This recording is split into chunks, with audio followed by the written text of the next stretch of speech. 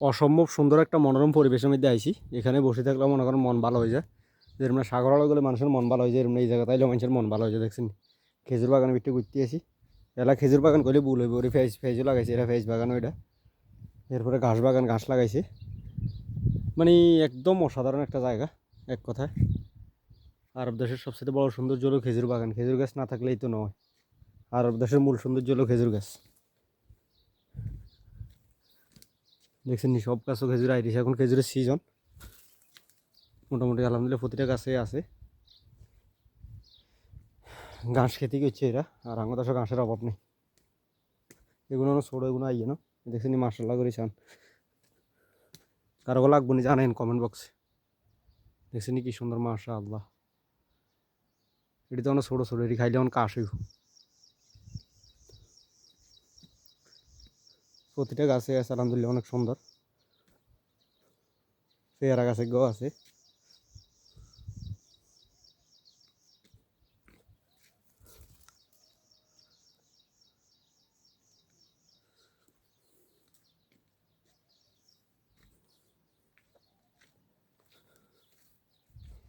এগুলো কি পেঁয়াজ না রসুন বুঝি না।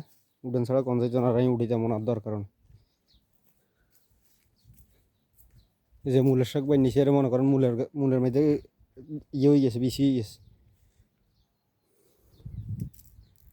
এটি মনে ফেজ মনে বান্ধি বান্ধি দিস, কাটতে যায় যে পড়ে গেলে তো আর ফেজ নষ্ট হয়ে যাবে।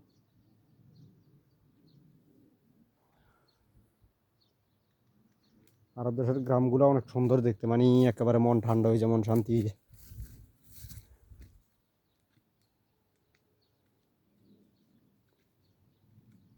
ভালোই লাগে ঘুরতে।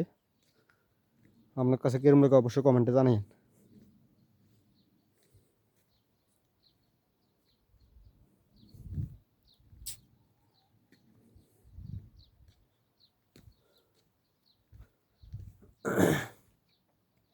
প্রতিটা গাছে আলহামদুলিল্লাহ মাশাআল্লাহ করে আল্লাহর কাছে সকল হাজার হাজার মানে খেজুরের কোনো অভাব নেই।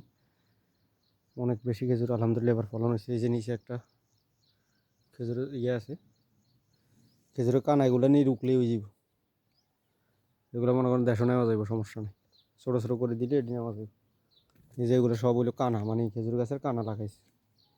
বিসি থেকে যে সারাও এটা লাগাইলে অনেক লেট হয় আইতে, কিন্তু এগুলোতে 1 বছর পরে ফল চলি।